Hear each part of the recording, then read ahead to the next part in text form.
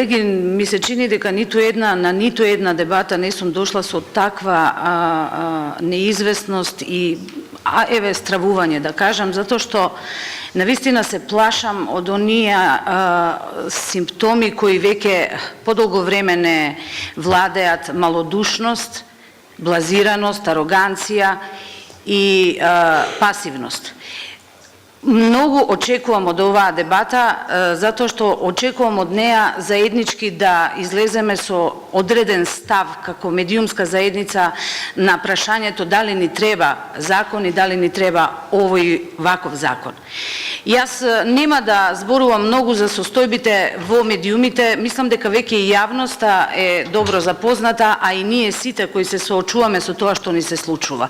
Само за илустрација, за потребите на Европската федерација на новинарите, синдикатот беше замолен да направи анализа за бројот на затворените работни места во последните 3 години во медиумската индустрија.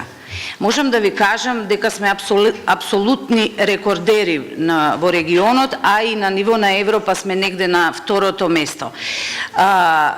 Кога го правевме тоа истражување, Фокус неделен и дневен уште излегуваа, броевме до 840 затворени работни места и престанавме да броиме. Ако се земе во предвид дека околу 3000 луѓе се ангажирани во медиумската индустрија, ќе ви стане јасно за каков процент станува збор. Некој ќе каже пазарот е мал, нема простор за толку медиуми, и тоа е точно. Меѓутоа, проблемот не е во тоа што се затвораат медиумите затоа што економски и не може да издржат, затоа што пазарот не ги поднесува. Токму спротивното. Селектиран и затворен пазар, нерегулиран пазар практично не соочува со оваа ситуација да бидеме сведоци на секојдневно затворање на медиуми, на тешко обстојување на политичките емисии, на независните продукции и така натаму. Нема да набројувам тоа што ни се случува, знаеме и самите. Меѓутоа, сакам да кажам дека ниту еден закон не донел слобода. Она што нам ни треба е слободата на медиумите, а не закон за медиуми.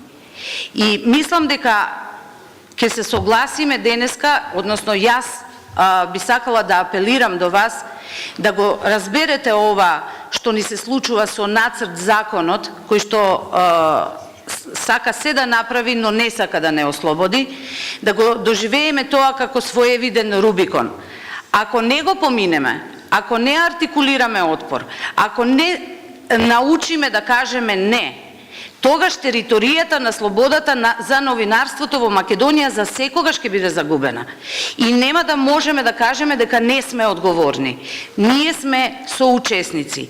Ние се обидуваме да преговараме, да бидеме конструктивни, да бидеме фини во ситуација кога половина од медиумите се затвараат, кога арбитрарно се одземаат лиценци, кога се отпуштаат луѓе само затоа што имаат свој став. И не смееме и немаме право да бидеме неодговорни и да мислиме дека тоа некому другому му се случува. На сите им се случува. Новинарите се сведени таму, тие што се уште имаат работа на државни службеници, не само во МРТВ. Убиена е креативноста, убиено е истражувањето. И сега се сака да се затвори и она мало парче слобода што го имаме по интернет. Така што ситуацијата е многу сериозна и ја апелирам да најдеме начин да артикулираме заедништво на оваа тема и да кажеме не, овој закон, ваков закон, до тука, доста е, преговаравме, бевме конструктивни и сето ова што ни се случи, ни се случуваше додека сакавме да бидеме конструктивни и да бараме некакви аргументации. Веќе мислам дека простор за разбирање нема. Наша е одговорноста не само кон младите генерации. Наша е одговорноста што млади луѓе веќе не го доживуваат новинарството како професија која сака да смени нешто. Во новинарство влегуваат или полтрони, или егоманијаци и малку професионалци кои веднаш ќе бидат препознаени и искршени. Тоа е она што ние како постари генерации овде го носиме како собствена одговорност.